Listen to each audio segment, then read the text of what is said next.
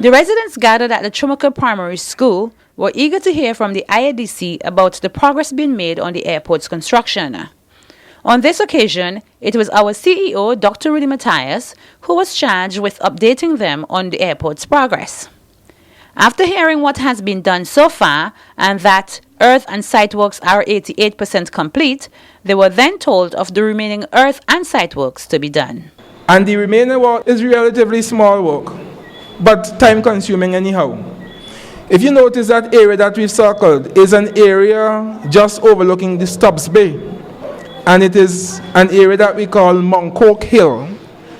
This is hard rock that we have to extract using dynamites. So it takes time, because first you have to drill it, put the dynamites in, explode it, and then you push it away. So it takes some time. It's a small area, but it is hard rock. But this same rock, though, is the rock that we are crushing right next to this site. We bought and installed a stone crushing plant.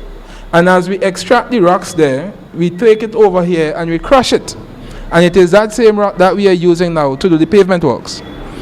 If we didn't have this rock at Argyle, we would have had to transport rock from some place, maybe Layu or someplace. And you know that would have been very expensive. So while it is difficult to extract the rocks, I am happy that we have rocks at Argyle, because it has reduced the cost of the airport substantially. So that is one area for that we still have left to do.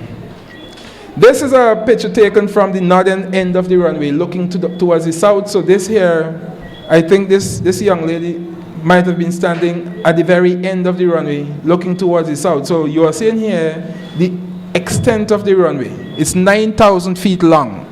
In fact, just for comparison, the one at E.T. Joshua is 4,600 feet. So this is nearly twice the length of the runway at Arnoldsville.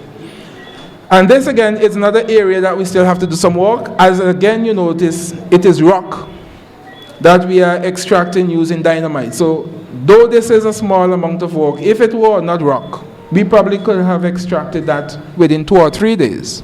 But because of the nature of the rock, it takes time to extract.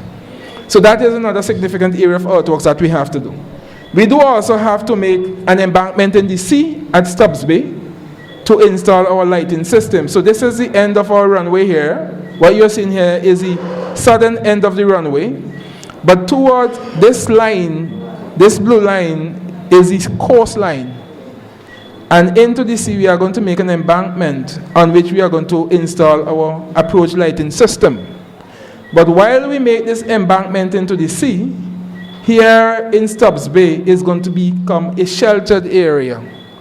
So when I grew up as a boy, I am from Stubbs. When I grew up as a boy and had to swim in very rough waters here, the children from now on probably would have a much better bay in which to swim and to enjoy themselves, because we are going to create an embankment that will make this area become more sheltered than it is right now.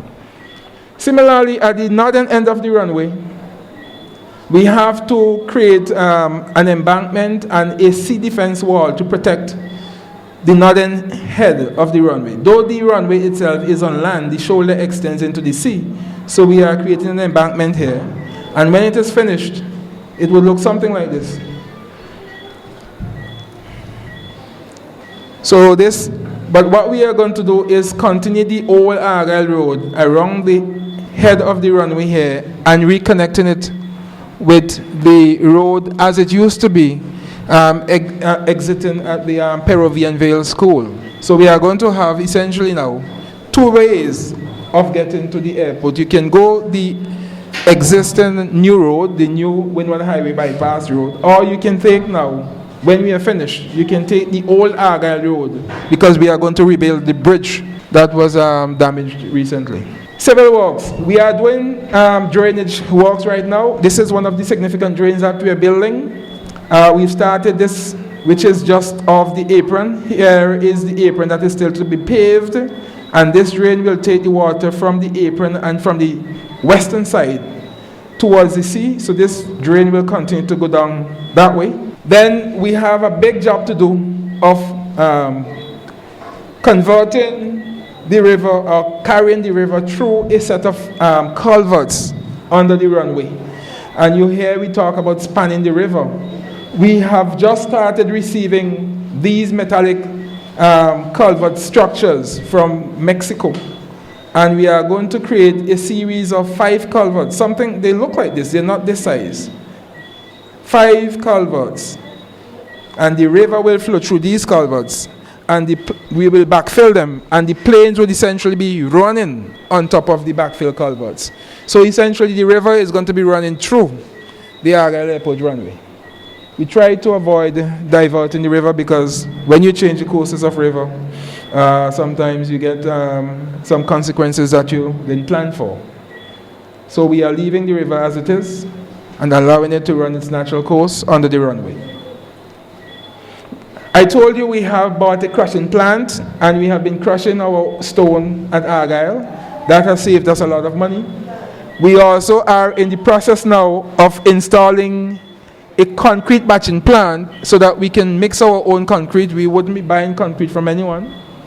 And this plant is now being installed and would be ready to start producing concrete in December.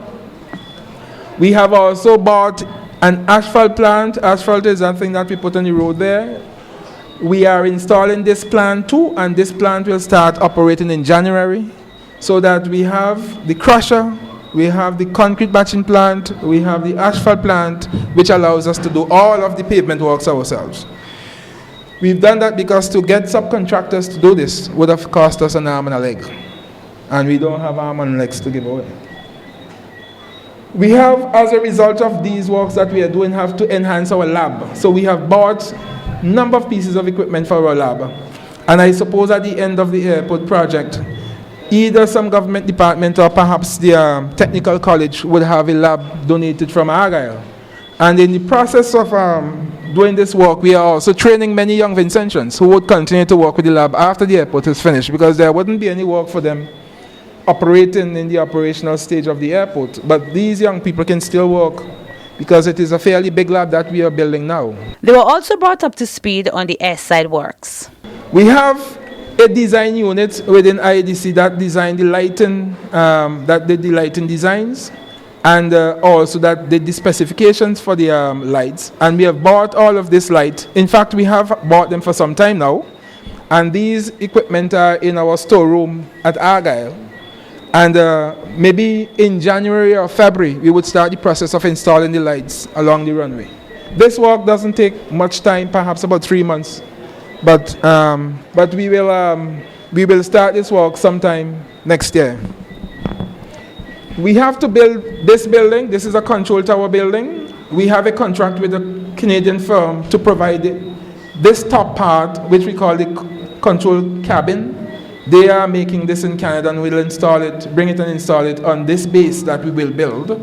And we have just sent out for tenders for local firms to construct this building for us. This is a small building.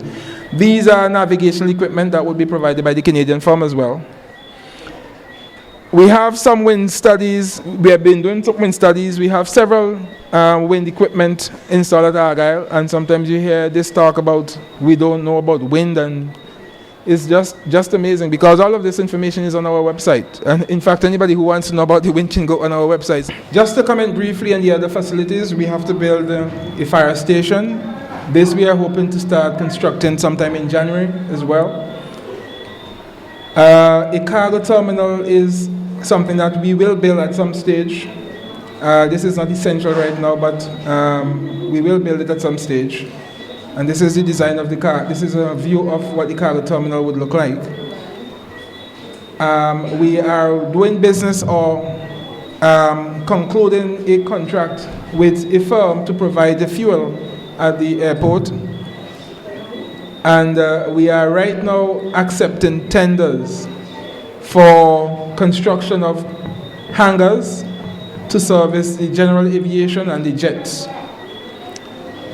And finally, our company IADC will set up a subsidiary company to provide ground handling services. That is to take the baggage, put baggage onto and off the aircraft, and to help passengers check in and out of these facilities. To learn more about the construction of the Argyle International Airport, log on to www.svgiadc.com or check us out on Facebook at Friends of the Argyle International Airport.